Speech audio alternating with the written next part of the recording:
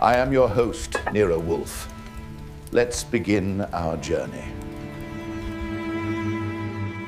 Chapter 1. The Orchid that knew too much. The morning was perfectly calibrated for a disaster of some kind, mostly because the sun was actually shining on West 35th Street, which always seemed to put Nero Wolfe in a foul mood. He was behind his desk, currently engaged in the solemn business of repotting a particularly temperamental phalaenopsis. His massive bulk shifted comfortably in his custom-built chair. He looked as immovable as a mountain and about as approachable as a cactus. I was at my desk, killing time by trying to decide whether to get my hair cut or just let it continue its slow-motion rebellion against my comb. The office was quiet, save for the rhythmic snip of Wolfe's shears and the occasional grunt of exertion as he manipulated the delicate roots. Everything was, for the moment, exactly where it belonged. Then the doorbell rang. It wasn't a frantic, panicked ring, nor the persistent, aggressive jab of a process server. It was a hesitant, almost apologetic chime, the kind that suggests the person pressing the button is fully aware they are interrupting a state of grace. I stood up, stretched my shoulders, and headed for the foyer, already formulating a mental list of excuses to turn away whoever was standing on the stoop.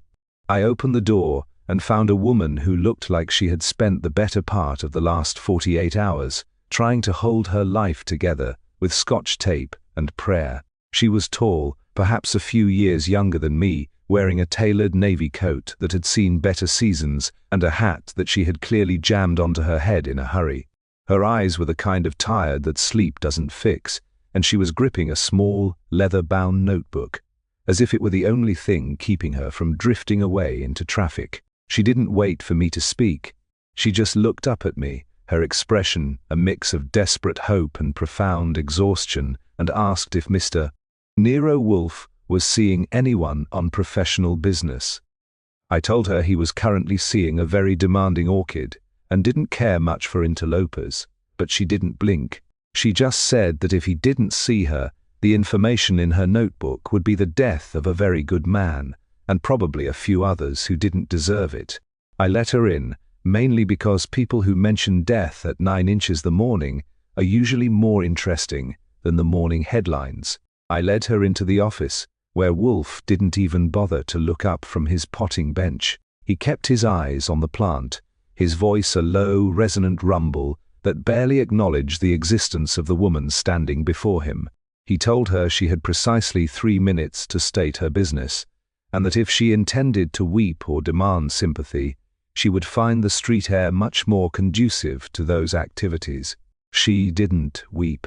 She walked over to the desk, placed the notebook gently on the mahogany surface, and said that her name was Clara Vance, that she was a private secretary to a man who had recently discovered a secret that wasn't meant to be discovered, and that she was currently being followed by people who didn't use doors when they wanted to get inside a house. She didn't want money. She wanted someone who knew how to look at a truth that didn't have a name yet and identify it before it did any more damage. Wolfe finally stopped his work, wiped his hands on a towel with agonizing slowness, and leaned back, his gaze settling on the woman with the intensity of a searchlight. He asked her why, if she possessed such volatile information, she had not gone to the police. Her response was immediate and dry. She told him that the police were a blunt instrument, and she was currently dealing with a very sharp, very quiet problem that would likely be solved with a knife in a dark alley before the precinct desk sergeant even finished filling out her initial report. Wolfe looked at the notebook, then at me, and then back at her. The silence in the room stretched until it was almost palpable, a heavy velvet curtain of tension that usually meant he was deciding whether to be annoyed or intrigued. He didn't ask her for details. He didn't ask her for names. He simply told her that if she was lying, he would have her escorted out by the police. But if she was telling the truth, she had best be prepared for a very uncomfortable few days. He picked up the notebook, opened it, and I knew right then that I wasn't going to get that haircut. The game was afoot, and for reasons he wouldn't tell me for at least another 48 hours, Wolfe had decided to play. Chapter 2. An unwelcome intrusion. The office settled into a state of quiet agitation that I knew all too well. Wolfe had finished with his orchid, which if it had any sense of self-preservation would have flourished out of pure terror, and was now leaning back in his chair, his eyes half closed as he stared at the ceiling. The notebook Clara Vance had left behind sat on his desk like a coiled viper. I had been sent to find a seat in the corner and stay out of the way, a request that usually meant I was about to be sent out into the cold for something dangerous. I spent the time observing the room. The brownstone was our fortress, a place where the world outside was supposed to be filtered through the lens of Wolfe's intellect. Yet today, it felt as if a crack had formed in the foundation. Clara had left 10 minutes ago, told to go home and wait for a call, though I suspected she would be doing anything but waiting. She had mentioned people who didn't use doors, and that was the sort of detail that tended to hang in the air like ozone before a thunderstorm. I watched Wolfe's fingers drumming against the arm of his chair, a rhythmic, maddening sound that signaled he was working through a complex puzzle. He didn't like being interrupted, and he liked being forced into a corner even less. The fact that he had taken the notebook suggested that whatever was written in those pages had pricked his curiosity, or worse, his conscience. He suddenly sat forward, the wood of the chair protesting under his weight, and opened the ledger again. He didn't look at me, but he addressed the room as if I were a chalkboard he was writing notes on. He muttered about the sheer inefficiency of human greed, lamenting that people couldn't simply be content with their own affairs, rather than involving themselves in the machinations of the powerful. He told me that I was to go to the address Clara had provided, not to speak to her directly, but to observe the perimeter of her apartment. He wanted to know if she had company, and if so, what sort of company it was. I didn't argue. I grabbed my hat and headed toward the door, feeling the familiar weight of my holster under my arm. It was a good feeling, the certainty that I was about to be part of something that actually mattered, even if it meant risking a scrape or two. The street outside was cool, a sharp contrast to the humid, orchid-scented air of the office. I walked with a purpose that turned heads, feeling like a man on a mission. As I reached the address, an unremarkable apartment complex in a neighborhood that hovered somewhere between respectable and desperate, I saw the first sign that our client hadn't been exaggerating. A black sedan, parked 3 blocks down, was sitting just a little too still for a Tuesday morning. The driver wasn't reading a paper, and he wasn't looking at his phone. He was looking at the front entrance of the building. I didn't stop. I walked past the building, checked the street level for any other watchers, and found a small coffee shop across the way. I ordered a black coffee that tasted like burnt rubber and took a seat by the window where I could keep an eye on the sedan. Sure enough, 10 minutes later, a man stepped out of the car. He looked like he belonged in a back alley meeting rather than on a public street. He adjusted his coat, scanned the entrance, and started toward the building. I waited for him to disappear inside, then pulled out my notebook to log the time. It was exactly as Wolfe had suspected. Clara was being watched, and the people behind her were not the type to ask for a warrant. I felt a surge of irritation. It was one thing for a client to bring trouble to our door. It was quite another for that trouble to follow them around like a bad smell. I finished my coffee, stood up, and prepared to play the role of the unwanted shadow. The building had a side entrance, one that the man in the coat had overlooked. I slipped inside, just as the elevator pinged on the 3rd floor. I took the stairs, my movements silent, my senses tuned to the sound of any sudden shift in the apartment's atmosphere. I reached the landing just in time to hear a muffled argument coming from behind a door, marked 3B. It was Clara's voice, sharp and defiant, followed by a deeper, colder tone that made the hair on the back of my neck stand up. I didn't need to hear the words to know that the situation had moved past a simple conversation. I moved closer, pressing my back against the wall, listening to the cadence of the interaction. It wasn't just a threat, it was a negotiation that was going wrong. I checked the hallway for witnesses, found it empty, and prepared to step in if the voices rose above a certain pitch. Suddenly, the door to 3B creaked open. I barely had time to slide behind a large, decorative plant in the lobby area before the man in the coat emerged. He looked composed, almost bored, as if he had just finished a routine business transaction. He walked toward the elevator, pressed the button, and waited with an air of absolute patience. I waited until the elevator doors closed behind him before I made my move. I didn't knock on 3B. I simply used the handle which, predictably, had been left unlocked in the chaos. Inside, the room was a disaster zone. Papers were scattered across the floor. Books had been pulled from the shelves, and a chair lay on its side. Clara was standing in the center of the mess, trembling but unhurt, holding her phone as if she expected it to explode.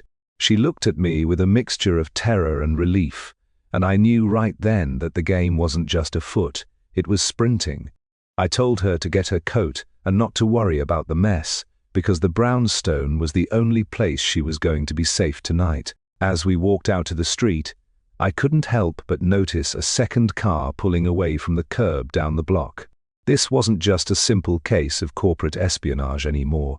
It was something deeper, something that required Wolfe to finally put down his shears and pick up the mantle of justice he so often liked to pretend he had abandoned. Chapter 3, The Silent Circle. Claire getting Clara back to the brownstone was about as easy as herding a nervous cat through a thunderstorm. She was jumpy, checking over her shoulder every time a taxi backfired or a door slammed shut on the street. I kept my hand near my pocket and my eyes on the reflections in the storefront windows. But we made it to West 35th Street without any further company. When I unlocked the front door and ushered her into the foyer, the quiet of the house hit me like a physical weight. It was the kind of silence that suggests something has shifted behind the scenes, a stillness that had nothing to do with peace and everything to do with anticipation. I hung up her coat and led her into the office, where Wolfe was exactly where I had left him, though he had traded the Phalaenopsis for a heavy book on the migration patterns of European birds. He didn't look up as we entered, but his voice cut through the air with the precision of a scalpel. He told me to seat our guest and to inform Fritz that we would require dinner to be pushed forward by an hour, as the evening's events were likely to be taxing. Clara took the chair I pulled out for her, looking small and fragile against the backdrop of the massive, leather-bound surroundings. Wolfe finally closed his book and focused his gaze on her, his eyes unblinking and unreadable. He asked her to recount exactly what had happened in her apartment, and this time he didn't give her the option of being vague. She began to speak, her voice trembling at first before gaining a grim, steady resolve. She explained that her employer, a man named Arthur Sterling, had been involved in a private venture that dealt with high-stakes commodities, specifically rare earth metals, but that the real value lay in the paper trail. Sterling had discovered that his partners were systematically draining the company accounts to fund a series of political bribes that stretched all the way to the state capitol. He had kept a ledger, the very notebook Wolfe currently held, which contained names, dates, and amounts. It was a roadmap of corruption, and apparently someone had decided that the map was far too dangerous to exist.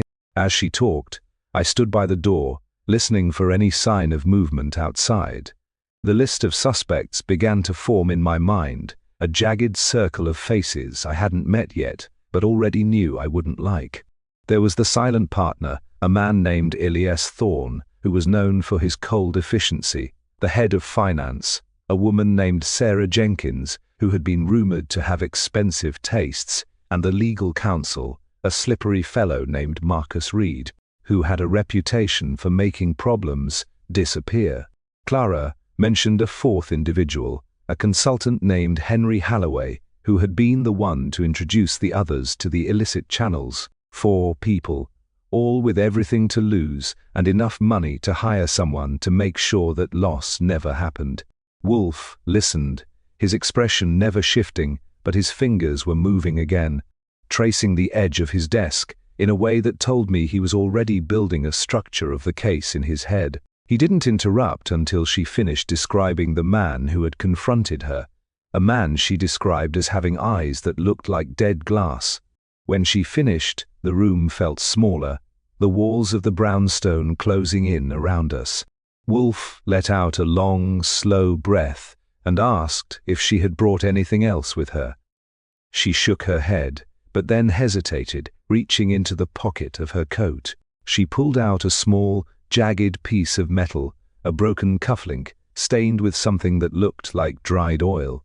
She told us she had found it on the floor of her apartment after the man had left, likely knocked off during his search. Wolfe signaled for me to take it. I picked it up with a pair of tweezers, noting the intricate design, a serpent eating its own tail. It was custom work, the kind of thing that wouldn't be found in a department store. I looked over at Wolfe, who had started to assemble his pipe, his eyes glinting with a predatory light. He told me that this was the thread that would begin to unravel the entire tapestry. The atmosphere in the office had changed. The initial curiosity had curdled into something sharper, a grim recognition of the game being played. Wolfe told Clara that she would stay at the house, that I would see to it she had what she needed, and that under no circumstances was she to answer the phone or the door. She looked relieved, as if the prospect of being locked in a house with a giant who hated to be disturbed was preferable to the reality of the city outside. I took her to the guest room on the second floor, checked the locks, and made sure the windows were secure. When I returned to the office, the smell of dinner was starting to drift in from the kitchen, a comforting scent that felt entirely out of place given the circumstances. I found Wolfe standing, a rare sight for this hour, looking out at the darkened street. He turned to me and said that it was time to reach out to Sol Panza. The circle was closed for now, but someone was going to try to break it, and he wanted someone on the outside who could watch the periphery. I didn't say a word, just went to the phone and began to dial, knowing that by morning the stakes would be much higher than a mere matter of professional discretion. The silence of the brownstone was no longer a state of peace. It was a state of war, and we were only just beginning to see the lines being drawn on the battlefield. Chapter 4, Archie's Pavement. Pounding the following morning, the brownstone was suffused with the smell of roasting coffee and the quiet, industrious hum of a house that had accepted its new reality. Clara remained upstairs, tucked away behind a locked door, while I found myself sitting across from Sol Panza in the kitchen. Sol was a small, unassuming man who could walk through a crowded room without anyone noticing he was there, which made him the best pair of eyes and ears in the city. Wolfe had given him the list of suspects: Thorne, Jenkins, Reed, and Halloway, and a description of the man with the glassy eyes. Sol didn't say much, just nodded, took a sip of his coffee, and vanished into the morning light. My own assignment was less subtle. Wolfe wanted me to lean on the professional life of Marcus Reed, the legal counsel. A man who makes problems disappear usually leaves a trail of debris, and I was tasked with finding the first crack in his impeccable facade. I spent the first half of the day posing as an inquisitive insurance investigator, a role that required just the right amount of persistence and just the right amount of feigned ignorance. Reed's office was located in a towering glass and steel monstrosity in Midtown, a place that screamed corporate legitimacy and hid 1,000 sins behind mahogany panels. I spent an hour in the lobby, observing the flow of traffic, watching the secretaries, and trying to get a feel for the rhythm of the place. It was a sterile, cold environment where everyone moved with the frantic, artificial energy of people who were terrified of being seen as idle. I didn't see Reed, but I saw plenty of others, and it wasn't long before I noticed a pattern. Every 15 minutes, a courier would enter the office with a plain brown envelope and leave within seconds. It was a controlled, clockwork exchange that had nothing to do with the legitimate legal filings a firm like this should have been handling. By midday, I had managed to catch the elevator up to Reed's floor under the pretense of delivering a misdirected package. The hallway was quiet, the carpets plush enough to swallow the sound of my shoes. I stood outside Reed's door, listening. Inside, a voice was rising, angry, sharp, and distinctly desperate. It wasn't Reed. It sounded like a woman, likely Sarah Jenkins. She was demanding to know why the latest payment hadn't been cleared through the offshore accounts. The response from Reed was cool, dismissive, and utterly devoid of empathy. He told her that the arrangements had been altered and that she would be informed when it was safe to proceed. It was the sound of a conspiracy beginning to fracture, the classic sign that the partners were starting to turn on each other as the pressure increased. I backed away, my heart hammering a rhythm of pure, unadulterated opportunity. I had the confirmation I needed. They were desperate, they were disorganized, and they were already looking for a scapegoat. I decided to head over to the restaurant where Holloway, the consultant, was rumored to hold court.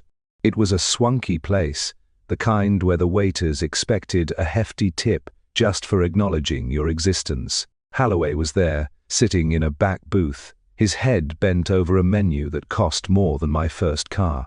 I took a seat at the bar, ordered a club soda, and watched him through the mirror. He wasn't alone. He was meeting with a man I hadn't seen before, a tall, gaunt individual with restless hands. I kept my eyes on them, noting the way Holloway kept checking the entrance of the restaurant, his movements jittery and unfocused. This wasn't the behavior of a man who was confident in his position. It was the behavior of a man who was waiting for the other shoe to drop. I leaned in, trying to catch a snippet of their conversation, but the ambient noise of the room drowned them out. Still, I didn't need to hear them. The way Holloway grabbed his jacket and bolted the moment he saw the door open for a new group of customers told me everything I needed to know. He was scared, and he was running. By the time I made it back to the brownstone, the sun was beginning to dip below the horizon, casting long, bruised shadows across the street. I felt tired, the kind of exhaustion that settles deep in your bones after a long day of watching the world misbehave. I let myself in, found the house quiet, and headed straight for the office. Wolfe was in his chair, a book on the history of the Mediterranean in his lap, looking as if he hadn't moved an inch since I left. I gave him the report, detailing the courier service at the office, the argument between Reed and Jenkins, and the nervous departure of Holloway at the restaurant. Wolfe listened, his eyes closed, his breathing slow and measured.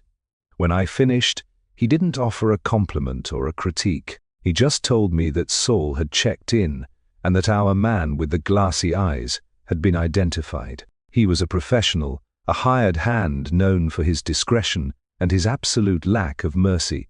The pieces were falling into place, but the picture they formed was far more dangerous than I had initially imagined. This wasn't just a matter of corporate greed.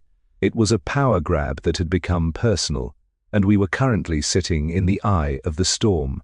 Wolfe looked at me then, his gaze heavy and piercing, and reminded me that the most dangerous man is the one who believes he is protecting something that is already dead.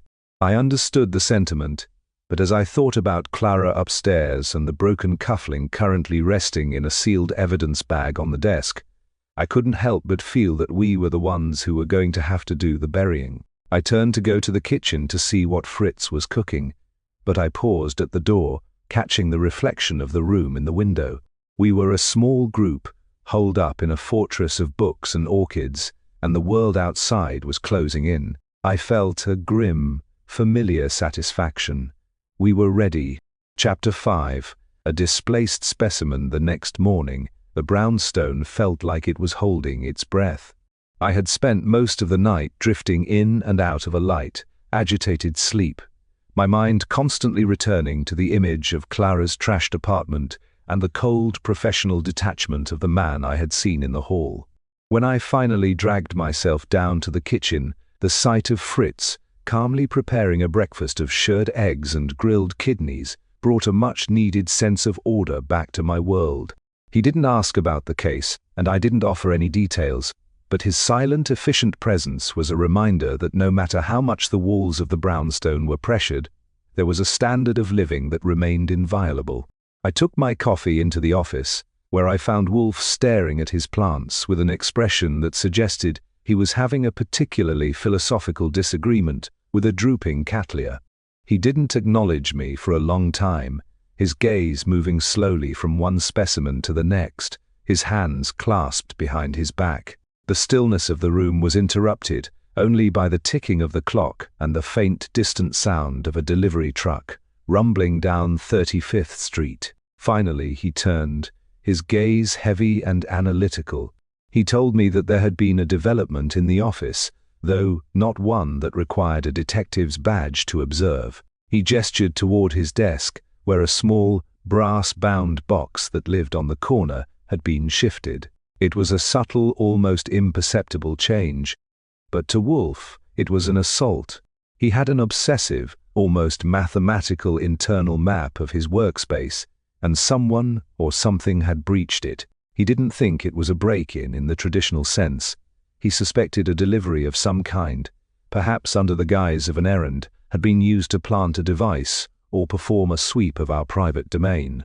The realization sent a jolt through me that had nothing to do with coffee. If they had managed to get inside the brownstone, the rules of the game had officially changed. I moved to the desk and examined the box, turning it over in my hands. It looked completely ordinary, but as I inspected the underside, I noticed a tiny, almost invisible smear of white powder. I took it to the kitchen, carefully wiped the residue onto a glass slide, and brought it to Wolfe. He looked at it with a magnifying glass, his expression turning into one of grim, icy fury. It was a specialized high-sensitivity chemical marker, the kind used to track the movement of sensitive files or objects. Whoever had been in the office wasn't just looking for us, they were looking for the ledger.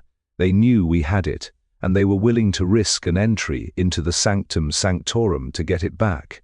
I started a systematic search of the office, moving with a meticulousness that would have made a professional burglar look like an amateur. I checked the bookshelves, the underside of the desks, the light fixtures, and every corner of the room. It was on the underside of the heavy oak chair that I found it, a small, sophisticated listening device, no larger than a button, pressed firmly against the wood. It was clean, efficient, and utterly terrifying. I held it up for Wolfe to see, his face darkening into a mask of pure, concentrated rage. He didn't say a word, just watched as I crushed it under the heel of my shoe. The silence that followed was heavy with the weight of our new reality. They weren't just watching us, they were eavesdropping on our every thought, our every theory, our every conversation. Every word we had spoken about Holloway, Reed, and the stolen ledger had been fed directly to the people we were trying to expose. Wolfe retreated to his chair, his posture rigid, his eyes closed. He was in his element, the calm at the center of the storm, but I could see the tension in his jaw. He told me that we had been operating under the assumption that the enemy was playing by the rules of society, when in fact they were playing by the rules of the gutter. He instructed me to take the ledger, now safely stashed in a floor, safe that hadn't been opened in years, and to keep it on my person at all times. He then turned his attention to the schedule for the rest of the day, his voice as calm and steady as a heartbeat. He wanted me to go back out, but this time I wasn't to play the investigator. I was to be the bait. He wanted me to make it obvious that I was moving the ledger to draw them into a confrontation on our terms rather than theirs. I didn't like the idea of being a target, but I knew that Wolfe's logic was ironclad. If they wanted the ledger, we would give them a chance to try and take it, and we would make sure they regretted the attempt. I grabbed my hat, checked my revolver, and felt the familiar cold weight of duty settling over me. As I reached the door, Wolfe stopped me, his voice a low, rumbling command that held a hint of concern beneath the professional distance. He told me to be careful, but more importantly, to be precise. He said that the man with the glassy eyes was likely already waiting for a sign, and that if I saw him, I was to engage him only if it was absolutely necessary. I left the house, the cool, biting air of the city greeting me like a challenge. The streets felt different, now, sharper, more dangerous, and filled with a hidden, electric tension. I started walking, knowing that somewhere behind me the game had shifted and the next move belonged to the shadows. Chapter 6. Shadows in the Brownstone. I spent the better part of the afternoon walking a circuitous route through Manhattan, a choreographed dance intended to look like a man with something to hide. I kept my hand in my pocket, gripping the ledger, and made sure to stop at crowded street corners and busy newsstands where I could check the reflections in windows. I didn't see the man with the glassy eyes, but I felt him. It was a prickle on the back of my neck, the sensation of being followed by a ghost who didn't care if he was seen or not. By the time I returned to the brownstone, the city was draped in the long violet shadows of dusk. I slipped in through the front door, my senses alert for any change in the atmosphere. The house was quiet, but it was a strained, unnatural quiet.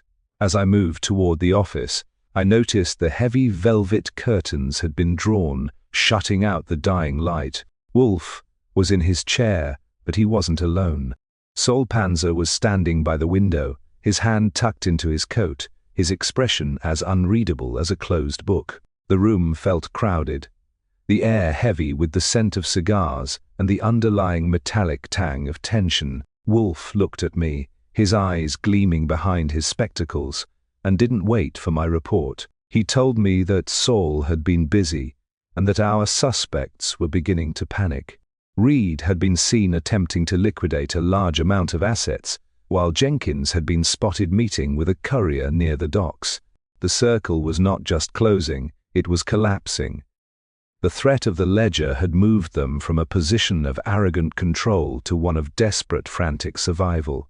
Wolfe told me that tonight, the trap would be set, and that I was to remain in the office while Sol handled the surveillance outside. I felt a surge of adrenaline, the kind that sharpens the mind and slows the world down to a manageable pace.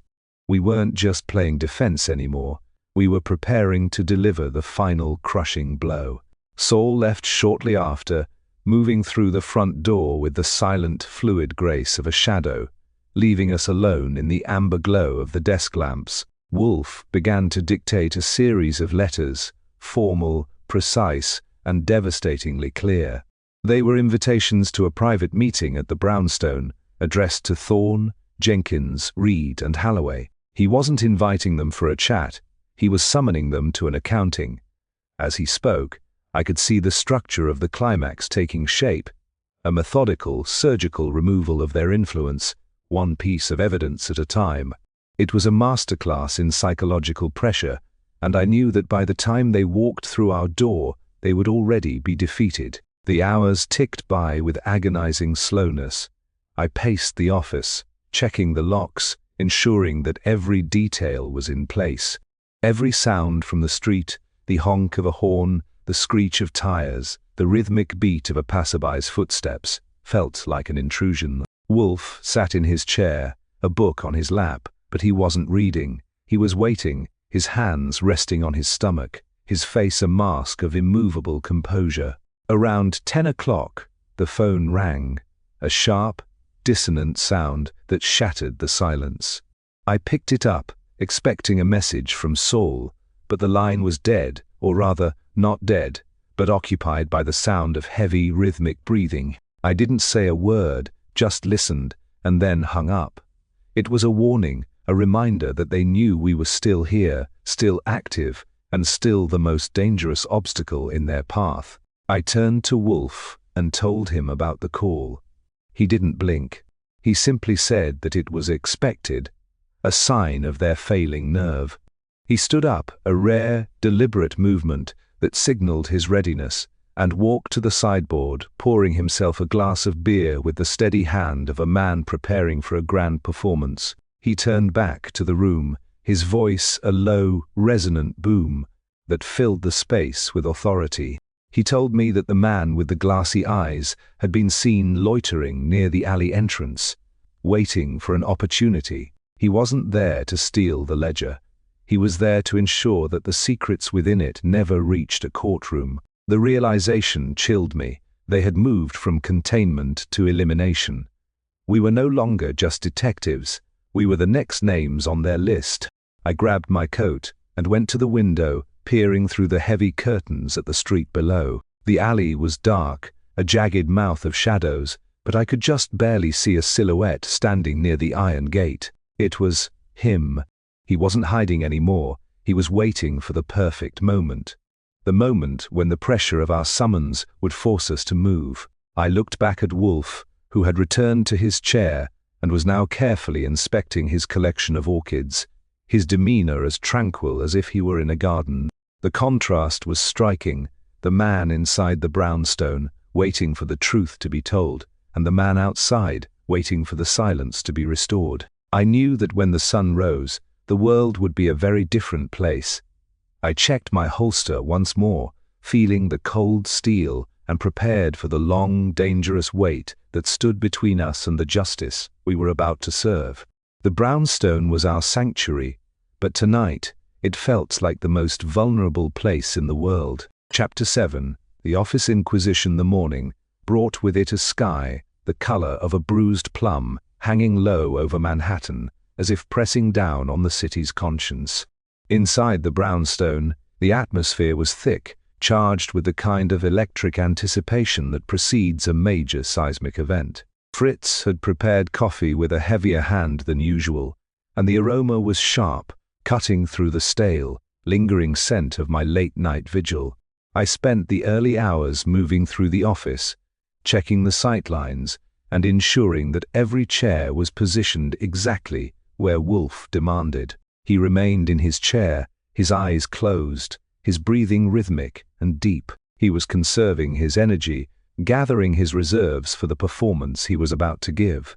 The guests we had summoned were due to arrive in less than an hour, and I could feel the clock ticking, each second a hammer blow against the silence of the room. Around 9 o'clock the doorbell rang. I didn't rush to answer it. I let it ring twice, a deliberate tactical choice to keep them waiting on the stoop, exposed to the elements and their own growing anxieties.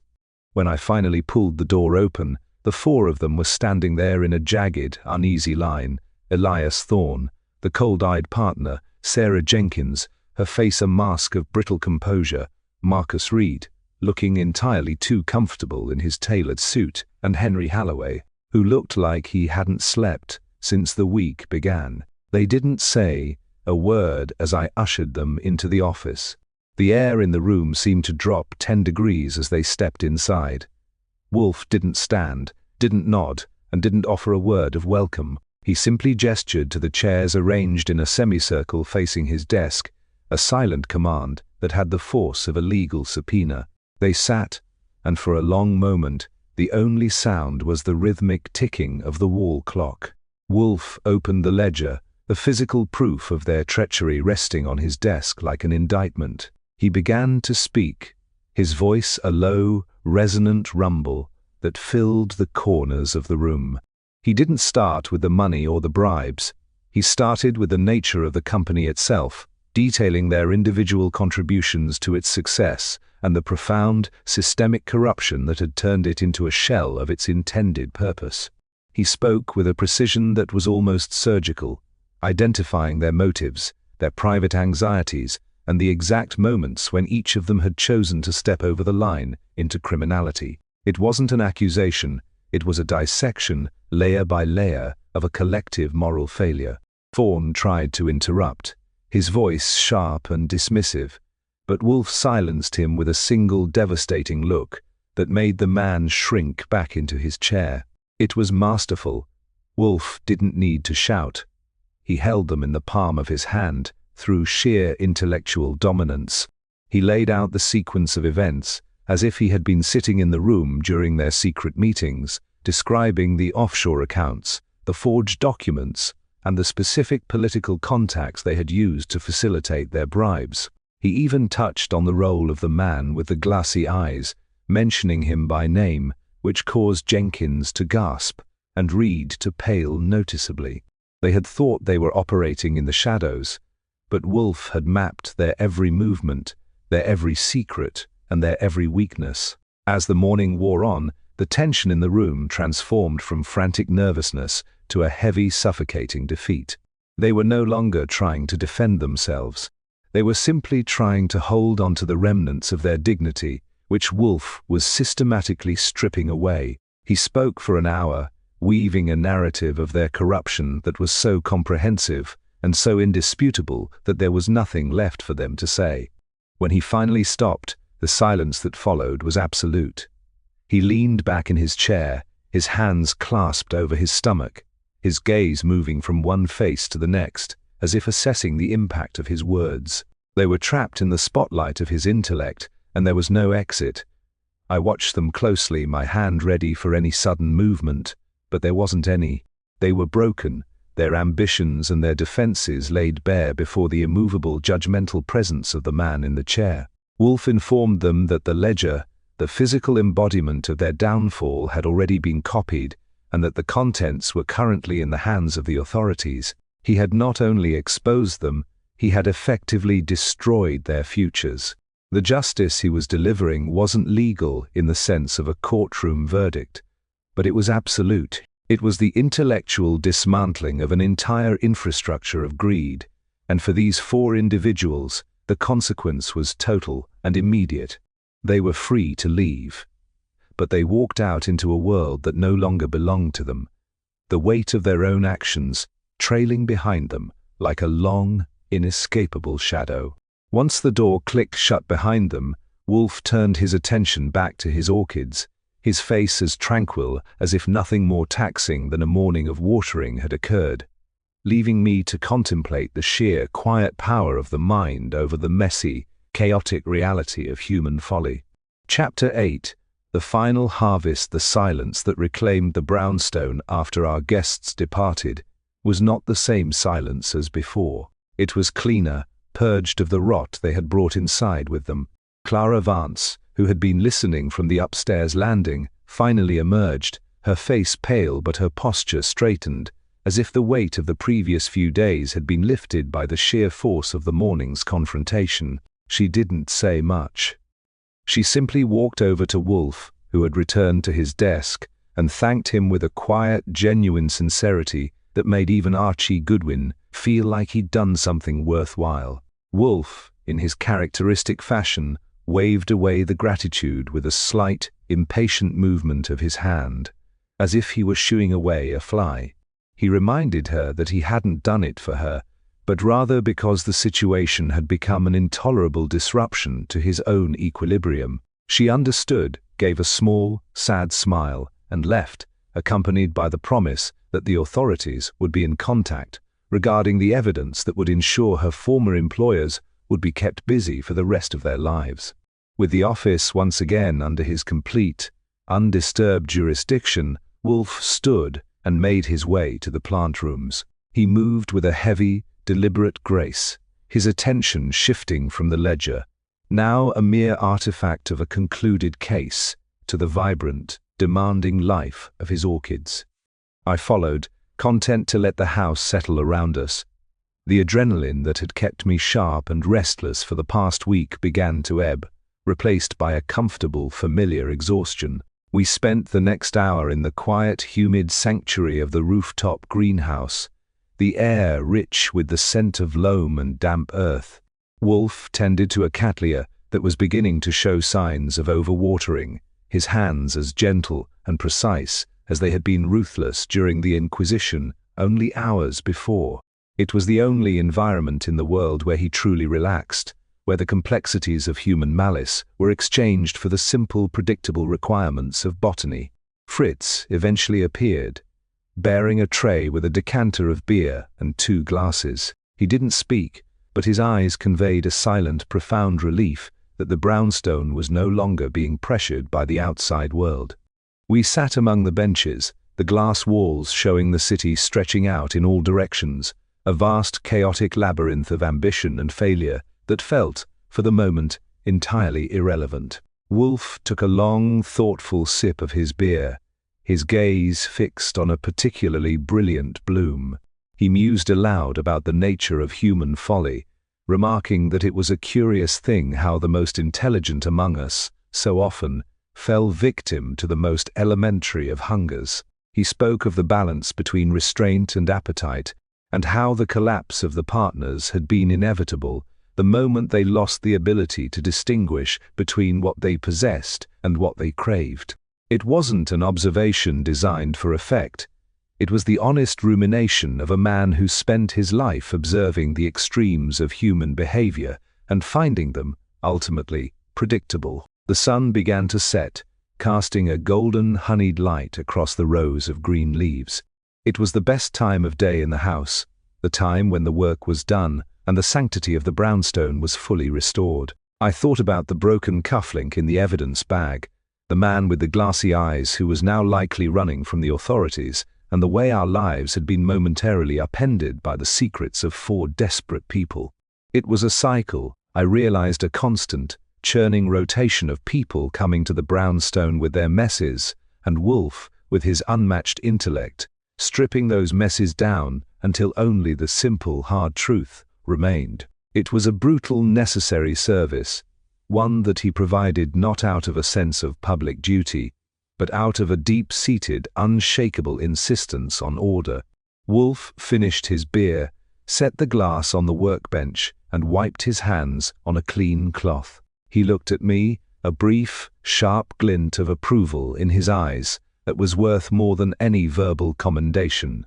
He told me that dinner would be served at 7, and that we would be having a leg of lamb with a sauce that Fritz had been perfecting since the morning. He then turned back to the Orchid, his focus narrowing again as he adjusted a wire to better support a stem. I watched him, the mountain of a man who held the city's secrets in his head but preferred the company of his plants.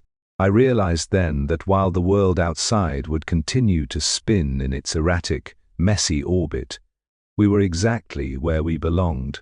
I headed back toward the office, stopping to straighten a picture on the wall and ensuring the chairs were perfectly aligned. The case was closed, the ledger was gone, and the brownstone was silent. I caught my reflection in the office window and gave a small, satisfied nod. Dinner was coming, the air was clean, and life in the brownstone was, once again, as it should be.